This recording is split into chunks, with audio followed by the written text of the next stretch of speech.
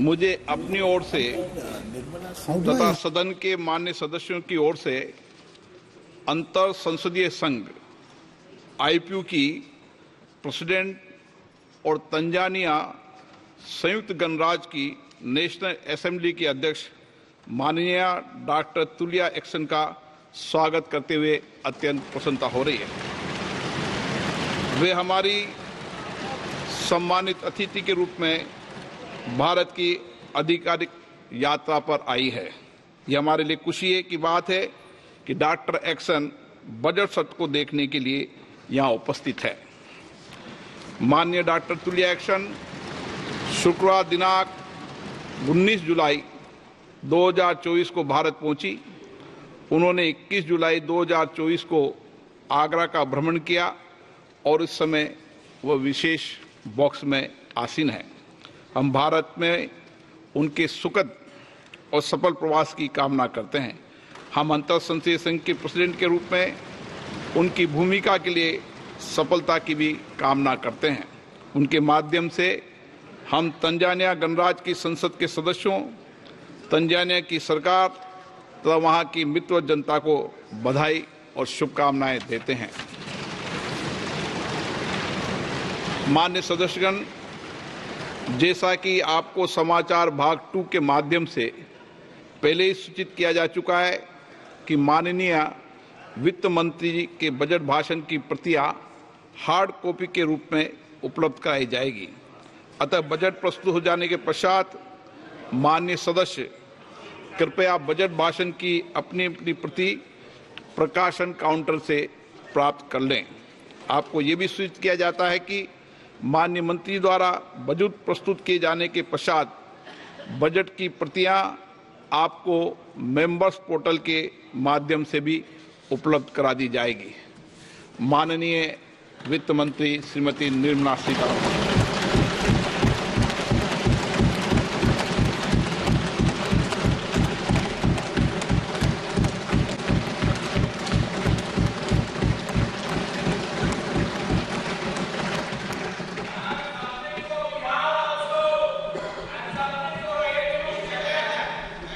Honorable Speaker, I present the budget for 24-25. Introduction. The people of India have reposed their faith in the government led by Honorable Prime Minister Shri Narendra Modi and re-elected it for a historic third term under his leadership.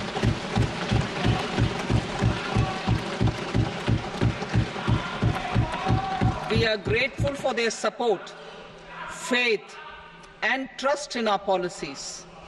We are determined to ensure that all Indians, regardless of religion, caste, gender, and age, make substantial progress in realizing their life goals and aspirations. Global context. The global economy, while performing better than expected, is still in the grip of policy uncertainties.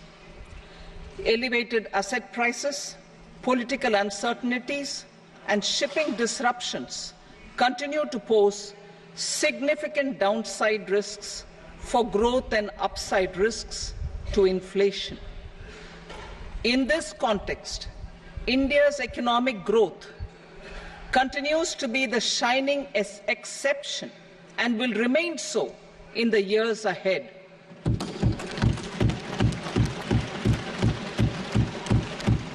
India's inflation continues to be low, stable, and moving towards the 4% target.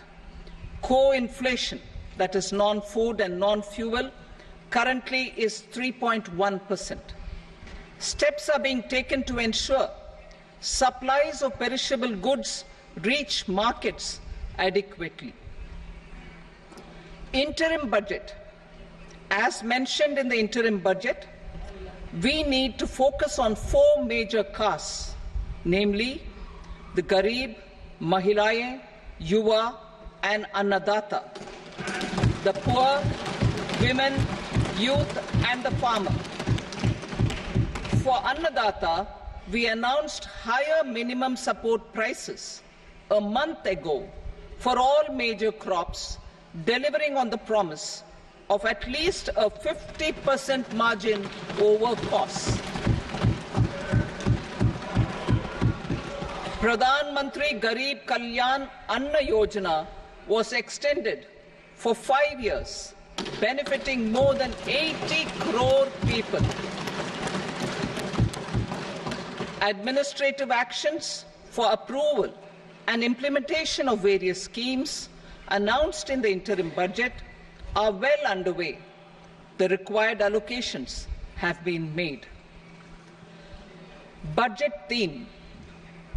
Turning attention to the full year and beyond in this budget, we particularly focus on employment, skilling, MSMEs, and the middle class. I am happy to announce the Prime Minister's package of 5 schemes and initiatives to facilitate employment, skilling, and other opportunities for 4.1 crore youth over a 5-year period, with a central outlay of 2 lakh crore rupees. I will speak about them shortly, while more details may be seen in the annexure. This year, I've made a provision of 1.48 lakh rupees, 1.48 lakh crore rupees for education, employment, and skilling. Budget priorities. The people have given a unique opportunity to our government to take the country on the path of strong development and an all-round prosperity. In the interim budget, we promise to present a detailed roadmap for our pursuit of Viksit Bharat. In line with the strategy set out in the interim budget, this budget envisages sustained efforts on the following 9 priorities for generating ample opportunities for all. Number 1, productivity and resilience in agriculture. Number 2, employment and skilling. Number 3, inclusive human resource development and social justice. 4, manufacturing and services. 5, urban development. 6, energy security. 7, infrastructure. 8, innovation, research and development. And 9, next generation reforms. Subsequent budgets will build on these and add more priorities and actions. A more detailed formulation will be carried out as part of the economic policy framework, about which I will speak later in this speech. This budget details some of the specific actions to be initiated in the current year towards fulfillment of these priorities, with potential for transformative changes. The budget also covers some of the previously made announcements, with intent to strengthen them and step up their implementation for expediting our journey towards the goal of Viksit Bharat. Priority 1, productivity and resilience in agriculture. Transforming agricultural research. Our government will undertake a comprehensive review of the agricultural research setup to bring the focus on raising productivity and developing climate-resilient varieties. Funding will be provided in challenge mode, including to the private sector. Domain experts, both from the government and outside, will oversee the conduct of such research. Release of new varieties. New 109 high-yielding and climate-resilient varieties of 32 field and horticultural crops will be released for cultivation by farmers. Natural farming. In the next 2 years, 1 crore farmers across the country will be initiated into natural farming, supported by certification and branding. Implementation will be through scientific institutions and willing gram panchayats. 10,000 need-based bio-input resource centers will be established. Missions for pulses and oilseeds. For achieving self-sufficiency in pulses and oilseeds, we will strengthen their production, storage, and marketing. As announced in the interim budget, a strategy is being put in place to achieve Atmanirbharta for oilseeds such as mustard, groundnut, sesame, soybean, and sunflower. Vegetable production and supply chains. Large-scale clusters for vegetable production will be developed closer to major consumption centers. We will promote farmer-producer organizations, cooperatives, and startups for vegetable supply chains, including for collection and storage and marketing. Digital public infrastructure for agriculture. Buoyed by the success of the pilot project, our government, in partnership with the states, will facilitate the implementation of the digital public infrastructure in agriculture for coverage of farmers and their lands in 3 years.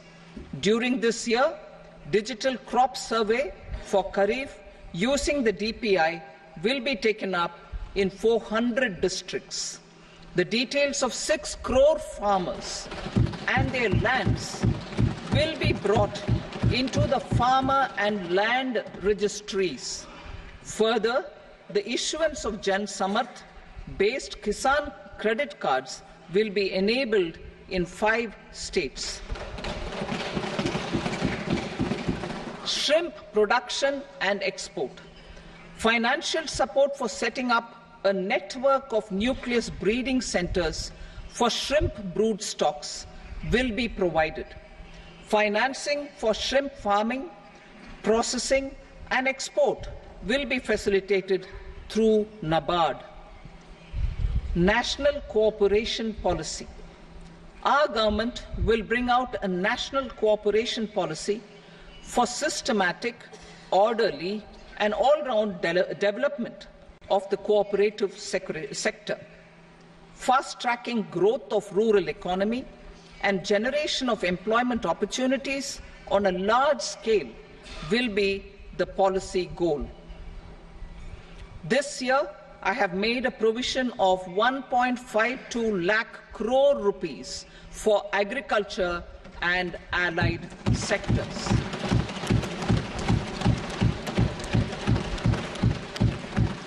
Priority 2, employment and skilling. Employment-linked incentive.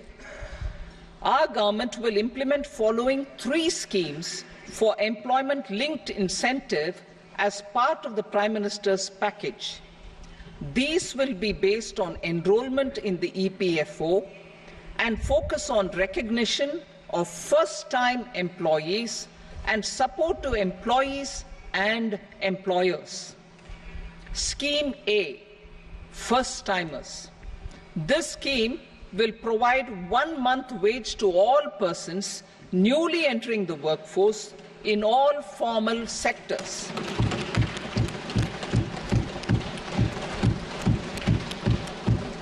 Direct benefit transfer of 1 month's salary in 3 installments to first-time employees as registered in the EPFO will be up to 15,000 rupees.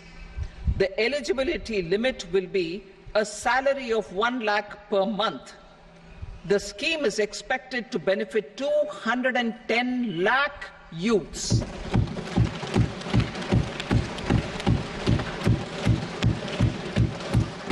Scheme B, job creation in manufacturing. This scheme will incentivize additional employment in the manufacturing sector linked to the employment of first-time employees. An incentive will be provided at specified scale directly both to the employee and the employer with respect to their EPFO contribution in the first 4 years of employment. The scheme is expected to benefit 30 lakh youth entering employment and their employers.